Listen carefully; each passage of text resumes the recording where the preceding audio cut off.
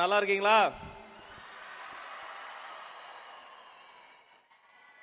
Ladies and gentlemen, Honorable Industrial Minister, Honorable Higher Education Minister, respected people on dais, Honorable PWD and Sports Minister, my dear brother Adav Arjuna அவர்களே, மற்றும் என் கண்முன்னால் நின்று கொண்டிருக்கக்கூடிய இந்த தேசத்தின் பொக்கிஷமான Olympians மற்றும் my dear boys and girls, உங்கள் அத்துணை பேருக்கும் என்னுடைய அன்பான வணக்கம்.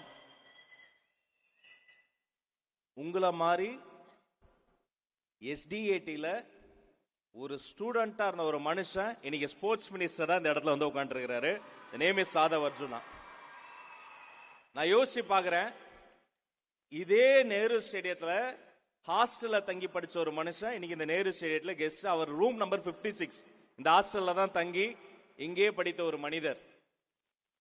ஏன் இவர் வந்து மெரிட்ல தான் வரணும், ஸ்போர்ட்ஸ் கோட்டால இந்த ஸ்போர்ட்ஸ் விஷயங்கள்ல எந்த ரெக்கமெண்டேஷன் யாரா இருந்தாலும் வாங்கி 4 பேப்பரை கிழிச்சு தூக்கி போட்டுருவார் தெரியுமா?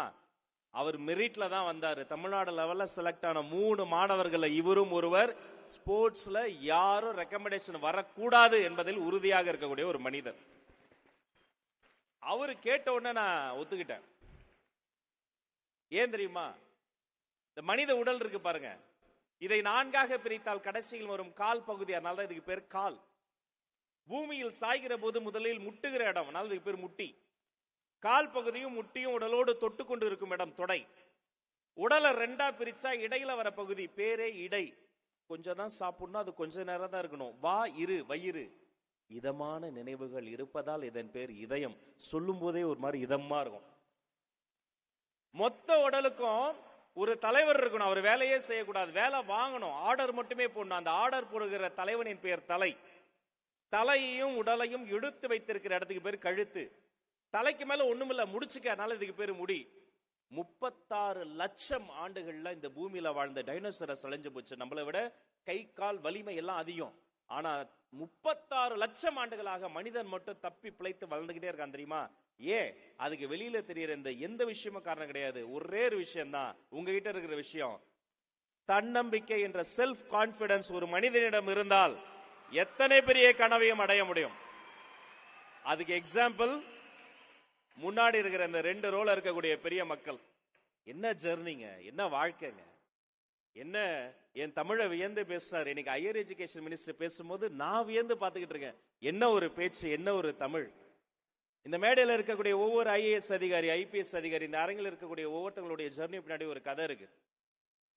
நான் சின்ன வயசுல இருந்து ஸ்கூல்ஸ்ல எல்லாம் காலேஜ் எல்லாம் பேச போகும்போது இந்த நியூஸ் பேப்பர்ல வர கட்டிங் எல்லாம் வெட்டி நான் தான் நோட்டீஸ் போர்டில் ஒட்டுவேன். அப்ப எனக்கு தெரிஞ்ச ஒரு ஸ்போர்ட்ஸ் பிளேயர் பேர் சாந்தி சவுந்தரராஜன். புதுக்கோட்டையில சின்ன கிராமத்துல ஓலை குடிசையில பிறந்த ஒரு பொண்ணு. 3 பெண்கள்ல மூத்த பொண்ணு. அந்த வீடு வறுமை. அப்பா அம்மாட்ட காசு இல்ல. தாத்தா டெய்லர் தான் அந்த சின்ன பிட்டு துணி எல்லாம் தெரிச்சு தரவர். சாந்தி என்ன பண்ணுவாங்க, அவங்க ஸ்கூல்ல வந்து ஏதாவது டீச்சர்ஸ் சின்ன ஹெல்ப் கேட்டாங்கன்னா ஓடி போய் அதை பண்ணிட்டு வருவாங்க. அப்போ ஒரு டீச்சர் ஐடென்டிஃபை பண்ணி, இந்த பொண்ணு நல்லா ஓடுதியா, நீ ரன்னிங் ரேஸ் போன்னு சொல்லி ஒரு ஓலை குடிசையில ஏழை வீட்டுல பரம ஏழையாக பிறந்த சாந்தி புதுக்கோட்டை மாவட்டத்துக்காக ஓடுகிறார். மெடல் வாங்குறார், மண்டல லெவல்ல வாங்குறார், மாநில லெவல்ல வாங்குறாங்க, இந்திய தேசிய லெவல்ல நேஷனல் லெவல்ல ஓடி மெடல் வாங்கி தோஹால நடந்த ஆசிய போட்டியில இந்தியாவை ரெப்ரசன்ட் பண்ணி வெள்ளி பதக்கம் வாங்கி நின்றார் புதுக்கோட்டை சாந்தி என்ற அந்த அத்லட். அப்புறம் அண்ணன் சொன்ன மாதிரிதான் நெக்ஸ்ட் இங்க வர்றாங்க, மேல தாளம் கொண்டாட்டம். நம்ம மீடியா சொல்ல விடுமா? அடுத்த பிடி உஷா வந்து விட்டார், வெள்ளி வென்றார், அடுத்து தங்க வென்றார். ஏன்னா உங்களுக்கு தெரியும் ஏசியன் கேம்ஸ்க்கு அடுத்து என்ன, ஒலிம்பிக்ஸ். கனவுகளோடு இருக்கிறாரு சாந்தி. பட் நெக்ஸ்ட் டே அவங்க லைஃப் அப்படியே தலைகீழா போட்டு புரட்டி போட்டுச்சு. அதுக்கு பேர் ஜெண்டர் டெஸ்ட். அந்த ரிசல்ட் வருது, ஜெண்டர் டெஸ்ட் அவங்க ஃபெயில் ஆறாங்க. சாந்தி, நீங்க ஜெண்டர் டெஸ்ட்ல ஃபெயில் ஆயிட்டீங்க, மெடலை ஸ்ட்ரிப் ஆஃப் பண்றோம், லைஃப் டைம் பேன், நீங்க ஸ்போர்ட்ஸ் நீங்க பிராக்டிஸ் பண்ண முடியாது. உடைஞ்சு போனாங்க, என்ன பண்றதுன்னு தெரியல. அவங்க சூசைட் அட்டம் பண்றாங்க. அவங்க வீட்டுல எப்படியோ காப்பாத்தி ஜிஎஸ்ல வச்சு அவங்கள பாதுகாத்துறாங்க. இது வரைக்கும் எனக்கு தெரியும், இது நடந்து முடிந்து 15 ஆண்டுகள். சின்ன சின்ன மேடையாப்பு கிடைத்த வாய்ப்பெல்லாம் பிடிச்சி 10 பேர் இருந்தாலும் பேசுவோம், 10,000 பேர் இருந்தாலும் பேசுவோம். கொஞ்சம் கொஞ்சமா வளர்ந்து மீடியா வந்து சோசியல் மீடியா இது முட்டி மோதி நான் ஒரு நல்ல இடத்துக்கு வந்த பிறகு நான் சோசியல் ஆக்டிவிசம் பண்ணும்போது மதுரையில இருந்து கோபி சந்தர்னு என்னுடைய நண்பர், சமூக ஆர்வலர், ஒரு நாள் வந்து பார்த்தப்ப 2 பேர் டீ சாப்பிட்டுக்கிட்டு இருந்தோம். அப்ப நான் சொன்னேன், நம்ம ஜெர்னி சொல்லுவோம்ல, இது மாதிரிலாம் ஸ்போர்ட்ஸை பத்திலாம் பேசும்போது அவர் சொன்னாரு, ராஜ் உங்களுக்கு சாந்தி இப்ப என்ன பண்றாங்கன்னு தெரியாதுல்ல? தெரியாது சார். என்ன பண்றாங்க? செங்கல் சூளையில ஒரு நாளைக்கு 60 ரூபாய்க்கு கொத்தடிமையா வேலை பார்த்துக்கிட்டு இருக்காங்க. நான் உடைஞ்சு போனேன். என்னையா சொல்ற? இந்த ஏசியன் கேம்ஸ்ல அவங்க சில்வர் மெடல் வாங்கும்போது அந்த தேசிய கீதம்லாம் ஓடும்போது அந்த இந்தியன் ஜெர்சியை போட்டுக்கிட்டு அந்த அக்கா நிற்கும் போது இந்தியன் பிளாக் பிடிச்சிட்டு ஓடும்போது அந்த பேப்பர் கட்டிங்கெல்லாம் வெட்டி வெட்டி நான் விட்டினேனே. ஏன் இப்படி நடந்தது? எனக்கு மனசே கேட்கல. நீங்க நைட்டு நாள் தூங்க முடியல.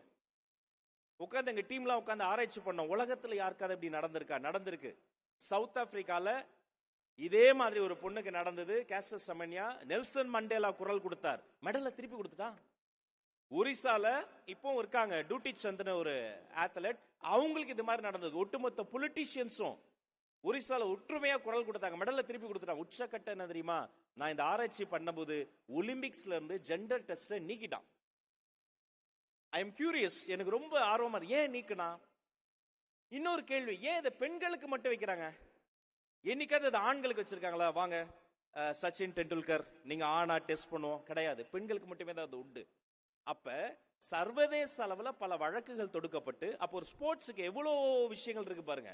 ஒரு லீகல் பேட்டல் நடத்தி இது மெடிக்கலி அன்ஃபிட், ஒருத்தங்களுடைய ஹார்மோன், ஒருத்தங்களுடைய நிறம், ஒருத்தங்களுடைய குரல், இதையெல்லாம் வைத்து நீங்க முடிவு பண்ண முடியாது. டோப் டெஸ்ட் எடுக்கலாம், ஆனா ஜெண்டர் டெஸ்ட் ஒண்ணு, அதுவும் ஸ்போர்ட்ஸ் ஈவென்ட் முடிஞ்ச பிறகு எடுக்கிறது மெடிக்கலி அன்ஃபிட்னு சொல்லி ஒலிம்பிக்ஸை விட்டு ஜெண்டர் டெஸ்ட் நீக்கினாங்க. பட் இதுக்கு நடுவுல இந்த ஒலிம்பிக்ஸ்ல எத்தனை குழந்தைங்க, எத்தனை மாணவிங்க பாதிக்கப்பட்டிருக்கிறாங்க?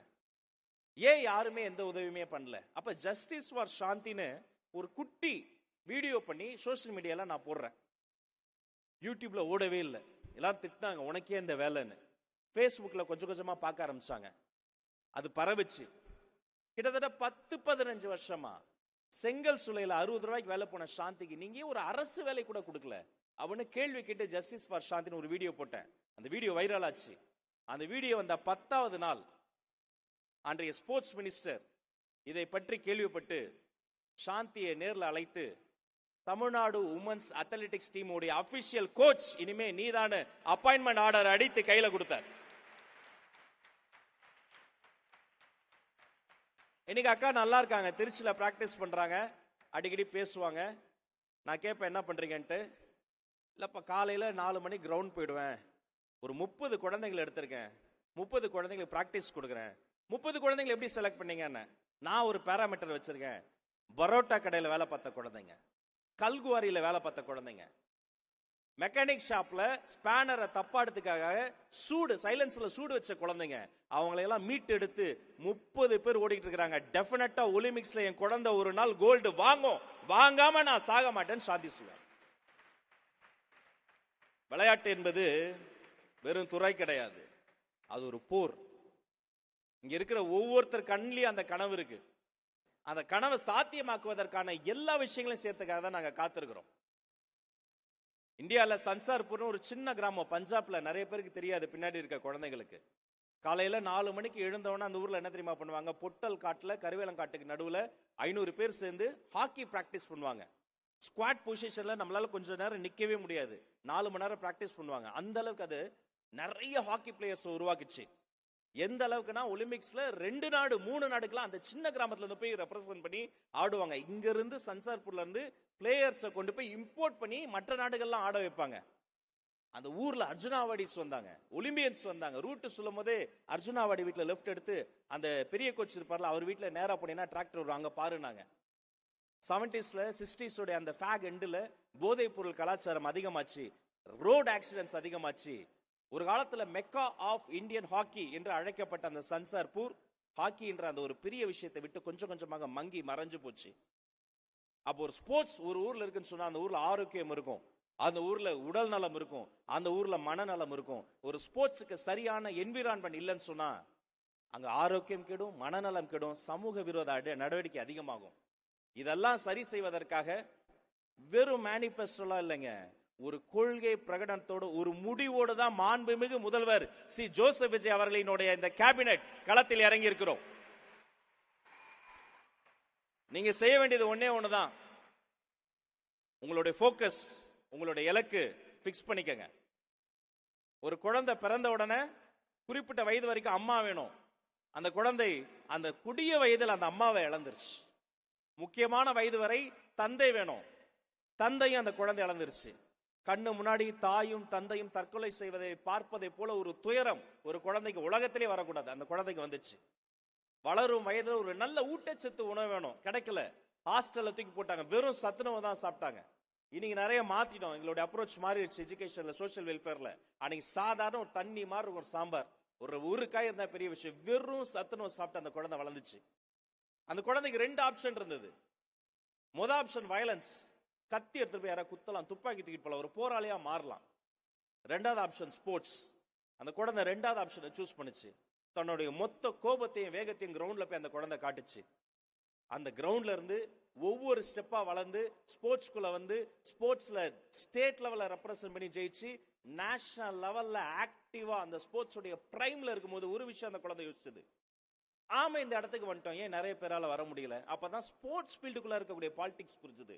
இந்த ஸ்போர்ட்ஸ் ஃபீல்டுக்குள்ள இருக்க பாலிடிக்ஸ் ஒழிக்கணும்னா ஆக்டிவா பிரைம்ல இருக்கும்போது அந்த பதவி அந்த பிளேயர் பொசிஷனை தூக்கி போட்டுட்டு அந்த ஃபெடரேஷனுடைய எலெக்ஷன்ல நின்று ஃபெடரேஷனுடைய பிரசிடென்ட்டா வந்து இந்த ஃபீல்டுல பக்கத்து ஸ்டேட்டுக்கு ட்ரெயின்ல போக முடியாம கஷ்டப்பட்ட குழந்தைகளை எல்லாம் இன்னைக்கு பிளைட் டிக்கெட் போட்டு சிறகடித்து என் செல்லங்கள் பறக்கிறார்கள் சொன்ன அந்த ஃபெடரேஷனுடைய தலைவன் என் அன்பு சகோதரன் ஆதவ் அர்ஜுனா என்ற மனிதன் காரணம். கீழே இருக்கும்போது கடந்த 2-3 நாட்களாக என்னுடைய சட்டமன்ற பேச்சை எல்லாம் பார்த்துட்டு நிறைய பேர் சொல்லுவாங்க, sir very inspiring very inspiring. நான் என்ன சார் இன்ஸ்பைரிங், நான் பேச்சு. இங்க இருக்காங்க பாருங்க, ஒவ்வொரு பேரா ஒலிம்பியனுடைய வாழ்க்கையும் உலகத்தினுடைய மிகப்பெரிய இன்ஸ்பிரேஷன். அப்ப இவங்களையெல்லாம் நீங்க எடுத்துக்கங்க, உங்களுடைய ஃபுல் போக்கஸ் அவங்க எப்படி ஒரு விஷயத்துல போட்டாங்களோ அதை மட்டும் போடுங்க. தயவு செய்து டிவியேட் ஆகாதீங்க. நீங்க உங்களுடைய டேலண்ட்டை அந்த ஸ்போர்ட்ஸ்ல மட்டும் போடுங்க. உங்களுக்கு தேவையான எல்லா விஷயத்தையும் பார்த்துக் கொள்வதற்காக இந்த மேடையில் இருக்கக்கூடிய ஒவ்வொரு மனிதர்களும் தயாராக இருக்கிறார்கள். எங்களுடைய இலக்கு ஒன்றே ஒன்றுதான். இந்த நேரு ஸ்டேடியம் இருக்கு பாருங்க, இதுல நான் வந்து பார்வையாளராக வந்திருக்கேன், உள்ள விட மாட்டாங்க, கெஞ்சி இருக்கேன். இது என் தொகுதி எக்மூர். பிறகு ஒரு ஸ்டேஜ் வந்தது, உள்ள வந்துருவேன், இதெல்லாம் பிரிவிலேஜ். இந்த கிரவுண்ட் ஃப்ளோர்ல எங்களை விட மாட்டாங்க. அந்த கார்னர் இருக்குல்ல, அது வந்து எல்லாரும் விட்ட பிறகு அங்க கொஞ்சம் காவல்துறை நண்பர்கள் ஃபயர் சர்வீஸ் ஆளுங்கெல்லாம் ரெக்வஸ்ட் பண்ணா அண்ணா அப்படின்னா அங்க விடுவாங்க. அங்க என்ன பாத்திருக்கேன். இங்க ஒரு ஸ்டேஜ் வந்தது, இங்கதான் இந்த இந்திய சினிமாவினுடைய உச்சகட்டம் பொன்னியின் செல்வன் ஆடியோ லான்ச் நடந்தது. இந்த ஸ்டேஜ்ல நான் ஆங்கரா வந்து நின்று தொகுத்து இதே மேடையில தொகுப்பாளராக வந்தேன். இதே நேரு ஸ்டேடியம்ல ஒரு ஸ்டேஜ் வந்தது, சி ஜோசப் விஜய் என்னும் நான் என்ற மாண்புமிகு முதலமைச்சரனுடைய பதவியேற்பு விழால நான் அமைச்சரா வந்தேன். இன்னைக்கு இதே நேரு உள் விளையாட்டு அரங்கத்துல ஒரு ஸ்டேஜ் வந்திருக்கு. என்னுடைய அருமைக்குரிய நண்பர்கள்லாம் இருக்கிறாங்க, நம்ம ஸ்போர்ட்ஸ் மினிஸ்டர் இருக்கிறாரு. இது 1 மாசமா அவர் விடாம சொல்லி அவர் வீட்டு ஃபங்க்ஷன் கூட இப்படி கூட்டதுல உங்களுக்காக எங்களை எல்லாம் கம்பல் பண்ணி கழுத்துல கத்தி வைக்காத குறையா எங்களை எல்லாம் கூட்டு வந்திருக்கிறாரு. இங்கேயும் அவருக்காக வந்தது சந்தோஷமா இருக்கு. இன்னும் ஒரே ஒரு ஆசை, நடக்கும், கண்டிப்பா நடக்கும். உங்கள பல பேரு அந்த சாதனையை செய்து முடித்த பிறகு இந்தியாவிலேயே நிறைய ஒலிம்பிக் பதக்கங்கள் வென்றதற்காக இந்த தமிழ்நாட்டிற்கு பாராட்டு விழா இதே அரங்கத்தில் நடக்க வேண்டும். அதற்கு இந்த சகோதரன் ராஜ்மோகனை நீங்கள் அழைக்க வேண்டும். கான்பிடென்டா இருங்க, கட்டாயமா நடக்கும். உங்கள் அத்தனை பேருக்கும் ஆல் தி வெரி பெஸ்ட்.